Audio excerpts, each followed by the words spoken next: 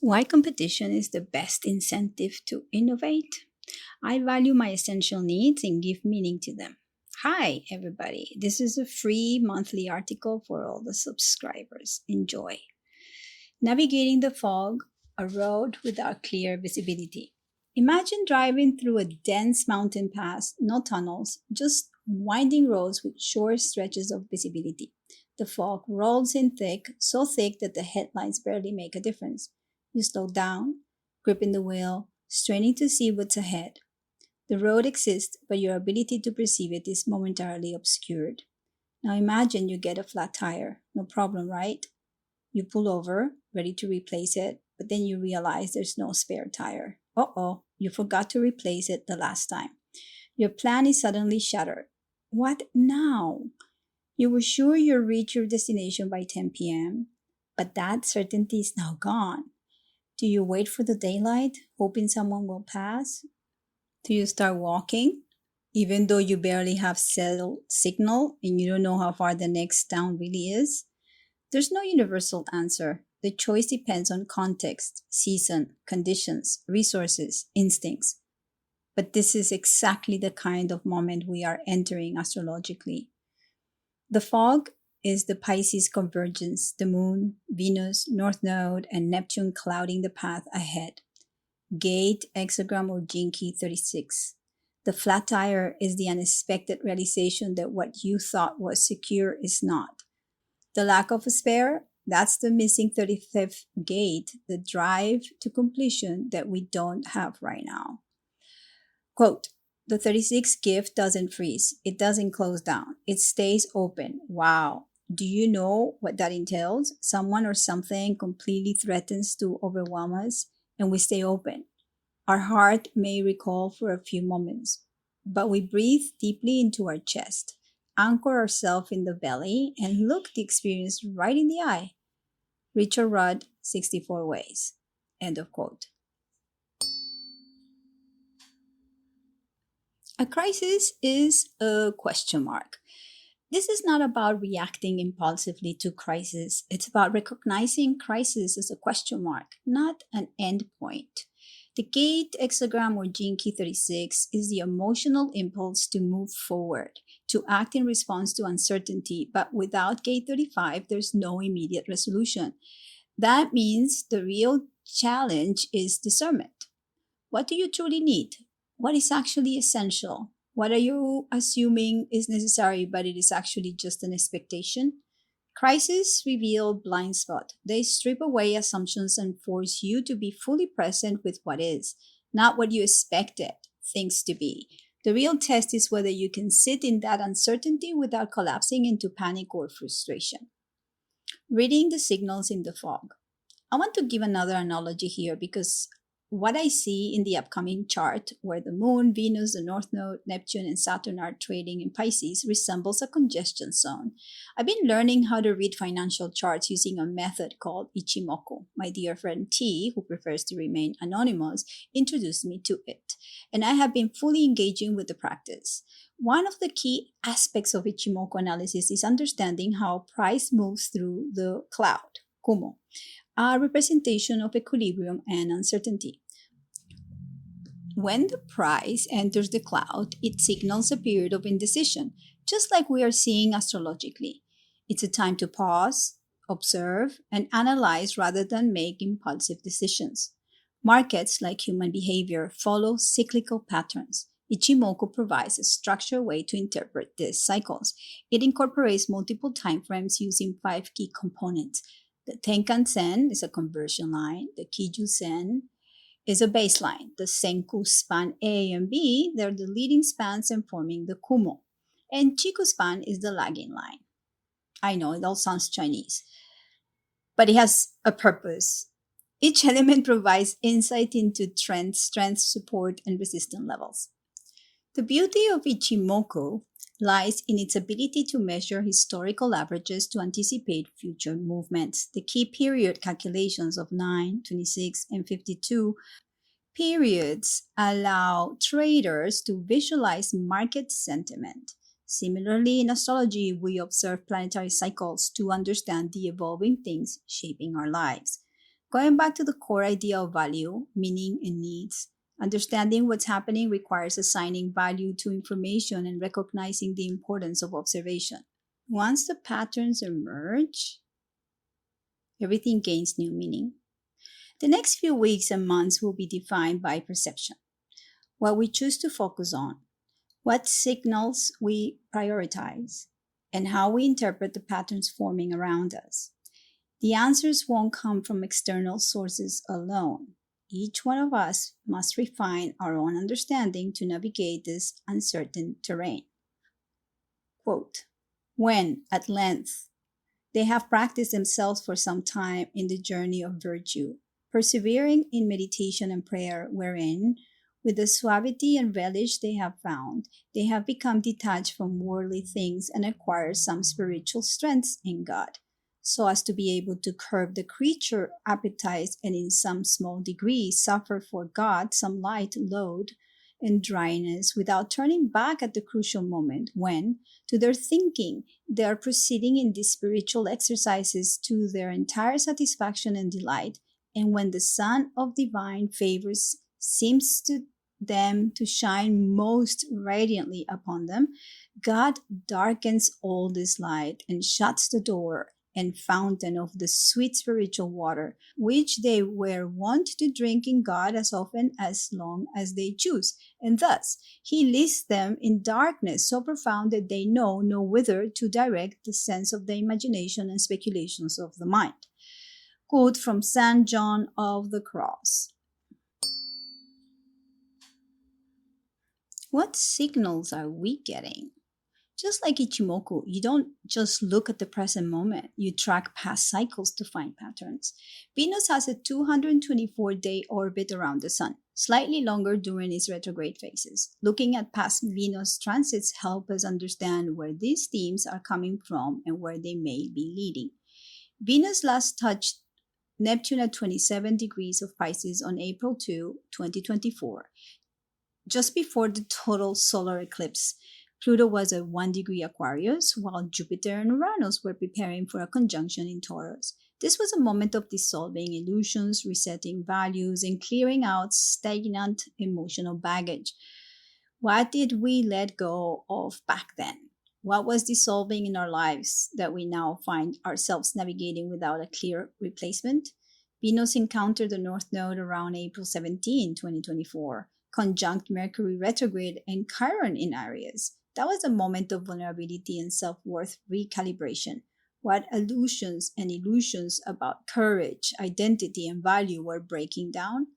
The last Venus retrograde cycle was in Leo, July-September 2023.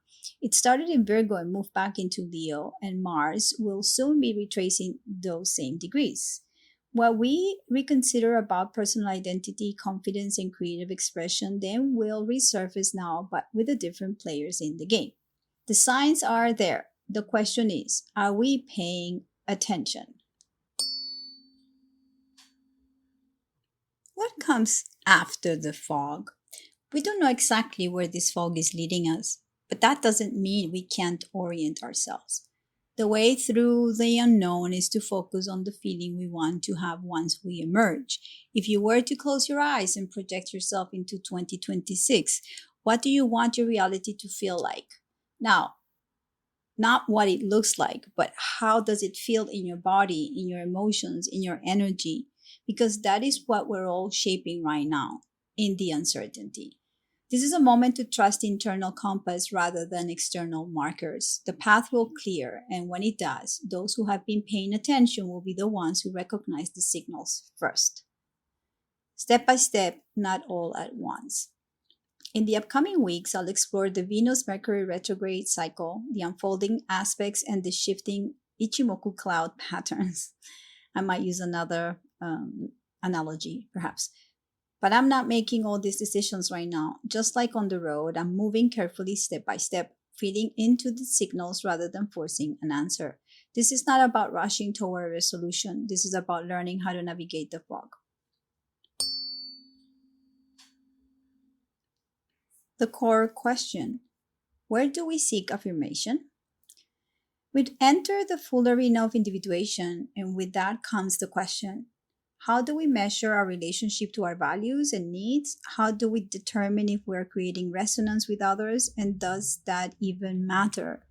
More importantly, are we checking in with ourselves to see if the resonance we feel is coming from within, or are we still expecting it from the outside?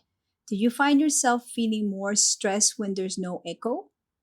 When you create something, say something, do something, and nobody validates it?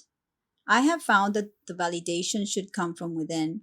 While recognition is an external component of the collective, validation is personal. Recognition is a social construct. The way I see it, validation is about knowing that what I create, what I express, what I live is aligned with my inner truth, not because someone else approves of it, but because I know it to be true. Validation is authenticity. Recognition, on the other hand, is what comes externally. It's when the world acknowledges what you bring. And here's the key: recognition comes with responsibility. If someone recognizes your work, your essence, your contribution, they're also placing responsibility on what you do next. This is why recognition belongs to Capricorn, Saturn, the 10th house, the process of maturation. True recognition isn't about fleeting applause. It's about stepping into authority over your own path and owning what you bring to the world. And yet, recognition without substance is empty. That's where the polarity of Cancer comes in. If there's no inner nourishment, no depth behind what you present to the world, then what are you actually being recognized for? The archetype of growth, Leo's light and Capricorn's responsibility. Validation belongs to Leo, the sun, the fifth house. The sun is our light. Without it, there's no life. The spark within us needs authenticity to develop. Most of the time, when we aren't expressing our light, it's because something is missing. The missing piece often comes from a disconnection from meaning. We're not connected to what truly nourishes us, and instead, we substitute external approval for real substance. I see this in many people, and I've seen it in it myself. Recognition belongs to Capricorn, Saturn, the 10th house. It's about growing up, taking responsibility, and showing up in the world as an adult. But if we skip the process of maturation and if we try to replace true growth with shortcuts, we become addicted to external markers, attention, likes, followers. This is why I don't care about followers, about metrics of approval. The last 15 years have been a dangerous exercise in performative validation, where people are not creating from the heart but chasing recognition without depth. And this is exhausting to the soul. If there's no nourishment, Cancer, Capricorn's polarity, then recognition is hollow. And here's the other side. If Leo isn't standing in its own authenticity, then in Aquarius, its opposite, it dissolves onto the group. Instead of shining from within, it loses itself to the herd mentality. You get it? This is the battle of our time. We're shifting from Pluto in Capricorn to Pluto in Aquarius. And with that comes the question of individuality within the collective. Are you standing in your own truth, or are you still looking for an external guiding star?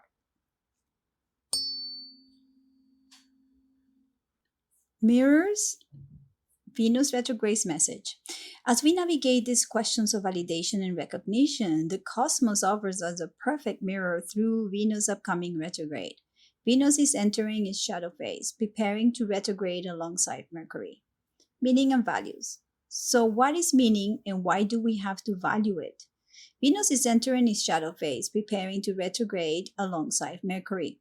It will move into Aries, loudly declaring, "This is what I value, my individuality." Mercury will echo back, "Yes, let's speak up and be ourselves. I am courageous."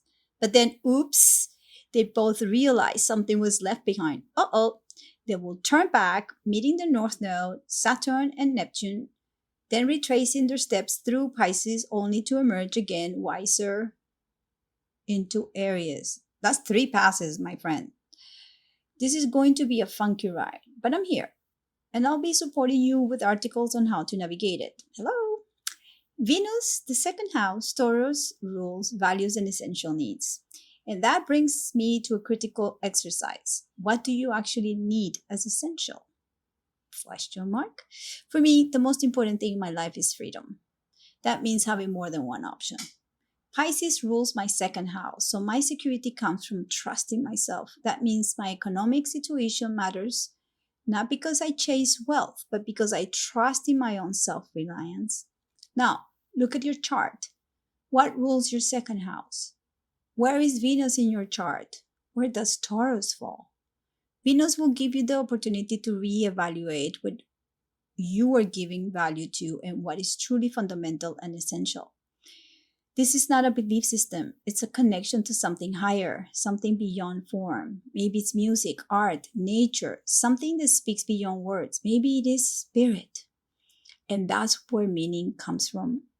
When you pay attention to your essential needs, your values become clearer. And with time, those values shape meaning. Meaning isn't something you find in books. It's something that it takes form through your lived experience. An example of transformation. I know this might be jarring for some people, but I've noticed a significant shift in Donald J. Trump. In his first term, he was focused on attracting attention, a very Leo trait, playing into the spectacle. But over the last 4 years, something changed. He had to trust himself more. He faced immense adversity, constant attempts to put him in jail, to destroy his reputation, even threats to his life, and yet he kept going. What's fascinating is the people he has chosen to surround himself with. RFK, Tulsi Gabbard, Patel, J.D. Vance, people who have also been through extreme opposition and hardship. There's a theme here. Those who have been deeply tested, those who have faced relentless attacks, often emerge with a stronger inner core. I've noticed he listens more now. He still speaks sharply, but there's an openness that wasn't there before. He takes in information, processes it, and then makes up his mind. He's trusting himself more, which allows him to listen more. And this has happened to me as well. My own transformation, Jupiter and Pluto's squares. I used to be much more radical in my views, so certain, so unwilling to hear different perspectives. And I realized something. I was radical because I was unsure and insecure. I said it. Well, this is a huge thing to admit, but it's true. I was closed off to new perspectives because I didn't want to do the inner work or questioning my own assumptions. But then I went down the rabbit hole of why certain things trigger me. And once I was able to truly sit with that trigger, a whole new landscape opened up. I've been experiencing a major Pluto transit square in my Jupiter, and this square is just beginning. It will continue for the next 10 years, activating my Jupiter, Sun, Mercury, and Moon. This isn't just a passing moment, it's a fundamental restructuring of how I perceive wisdom, validation, and meaning itself. Jupiter transiting right now is also squaring my Pluto. Pluto in early Aquarius is squaring my early Taurus, Jupiter, Sun, and Mercury. This transit is pressing me to break away from fixed definitions of who I am, where I belong, and how I validate myself. And this process actually started back in 2018 when Uranus hit my 3-degree Taurus Jupiter. That was a rupture. That was a breakup moment. My whole world got shaken, a rock pool of sorts. Since then, I haven't settled down into fixed beliefs. I've learned that wisdom doesn't come from being right. It comes from being willing to listen and to serve others by being authentic. Back in 2020, I started saying, I don't want to be right. I want to be of service. That shift is crucial because it marks the difference between rigid knowledge and true wisdom. And this Pluto square will keep reshaping me. It's pushing me to shed all layers, to stay open, and to let go of past certainties and keep evolving. By 2028, Pluto will cross my ascendant, marking yet another transformation. I see this as a clear indication that the next phase of my life isn't about solidifying what I know. It's about continuously expanding, seeing new landscapes, allowing myself to be surprised. Back on June 1st, 2023, transiting Jupiter conjoined my natal Jupiter at 3 degrees of Taurus in my third house, marking the start of a significant new cycle. The North Node was almost conjunct transiting Jupiter, amplifying the energy, while my Sun and Mercury added more layers to the story. At the time, I sensed something big was unfolding, but only now, especially with the node entering Pisces and Jupiter soon squaring the nodes. Crisis in action. I am just beginning to see what it all truly meant. This wasn't just another day. It was like the universe hit the level up button on my entire chart. A Jupiter return, at the same time my Saturn return. That's a destiny checkpoint. It was also sextiling my North Node at 3 degrees of Cancer, trining my Uranus at 6 degrees in my 7th house, and trining my South Node at 3 degrees of Capricorn. This is quarterly faded. The universe gave me a beautiful wrapped present, and now, with Jupiter approaching its square to the node and squaring Saturn, I am finally unboxing it. Since then, I have fully stepped into a new phase of learning, teaching, and transformation. I immerse myself in studying economics, resources, and new technology, not just as knowledge to acquire, but as something to embody. This wasn't just about taking a course, it was about integrating it into my being. I wrote a book, and now I find myself naturally stepping into a mentoring role, speaking to large audiences and sharing what I've learned. My sense of service is more structured and it feels more complete than ever. And I love it. I know I have so much to give, and this journey of expansion is only just the beginning. The social construct squares and the fourth turning. As we navigate personal transformation, we must also recognize the larger cycle shaping our collective experience. I've been thinking deeply about 2027 marking the end of the cross of planning and the beginning of the cross of the sleeping phoenix, and how this transition aligns with the fourth turning, the idea that history moves in roughly 80-year cycles of growth, unraveling, crisis, and rebirth. Every 80 years, society doesn't just shift, it reboots, creating an entirely new foundation. That's precisely what we've been witnessing now as the structures that have governed civilization for centuries begin to dissolve. There's some links in the article if you want to go back to old articles where I've been talking about the cross of planning and also the fourth turning. In astrology, Jupiter and Saturn play a pivotal role in shaping society, culture, and the institutions we build. Jupiter expands, seeks, and creates new ideals, while Saturn structures and enforces them, forming governments, religions, and universities, and the entire framework of collective life. Their conjunctions every 20 years usher in new cultural cycles, while their squares every 5 years create a tension point that pushes towards change. The most recent Jupiter Saturn conjunction occurred on December 21st, 2020, in Aquarius, and now, just a few years later, we find ourselves in an unmistakably Aquarian moment, facing a crisis of ideals. The pandemic, the lockdowns, debates over vaccines, and the struggle between government control and personal freedom have all converged into a moment of reckoning. Looking at the past Jupiter Saturn cycles, we see patterns that have shaped the world we live today. In 2000, the conjunction in Taurus 22 degrees set the stage for the rise of the Silicon Valley, e commerce, and the internet as integral part of material reality. In 1980, they met in Libra, 9 degrees, triggering an era of globalization, corporate power, and financial restructuring.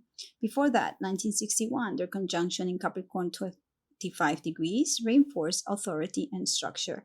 Just before the counterculture revolution of the 60s took off. Each of these cycles initiated a profound transformation, and now, with Pluto in Aquarius, we're experiencing an acceleration unlike anything before. A shift in gears demanding new skills, adaptability, and a redefinition of societal structures. What makes this moment particularly significant is that the institutions we relied on are disintegrating, yet the new paradigm has not fully formed. With Venus retrograding in Pisces, this is a time for deep reassessment of values, meaning, and purpose. If we continue to cling to outdated structures, beliefs, or identities imposed by a dissolving society, we risk being left behind in this transition. The real question is not if the world is changing, but how we will position ourselves within that change. Are we still holding on to systems that no longer serve us? What new ideals are emerging in our consciousness? What have we been unconsciously building? This moment demands clarity, discernment, and the willingness to embrace uncertainty. To navigate this transition, it is essential to educate ourselves about new technologies, the principles of sound money, aka Bitcoin, and the evolving landscape of AI.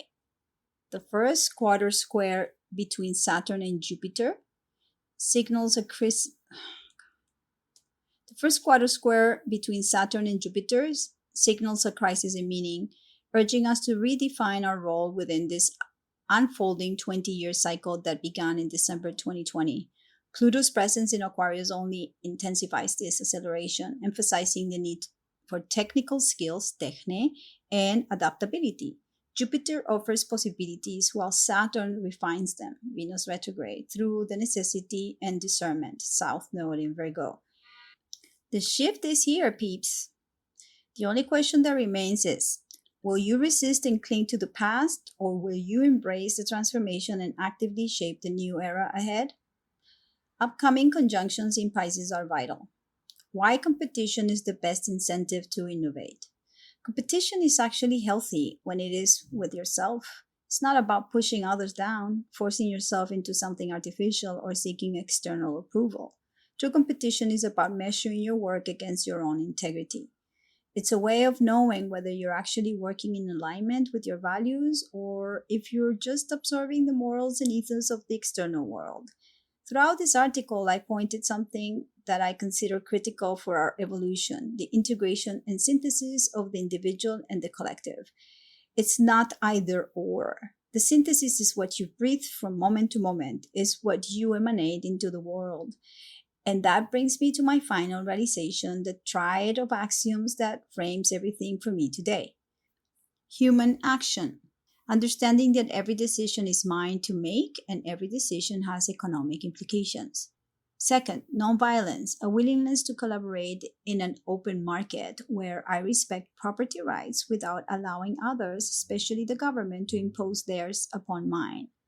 Third, low time preference, recognizing that time is both scarce and valuable, thus granting true meaning to my life. This has become my main theme, not just in how I teach about Bitcoin, but in how I teach about life itself. Meaning comes from what you choose to value. All right, this is the end of the newsletter. I will further this subject in the future, but this is why I leave you today. Have a great week. Take care.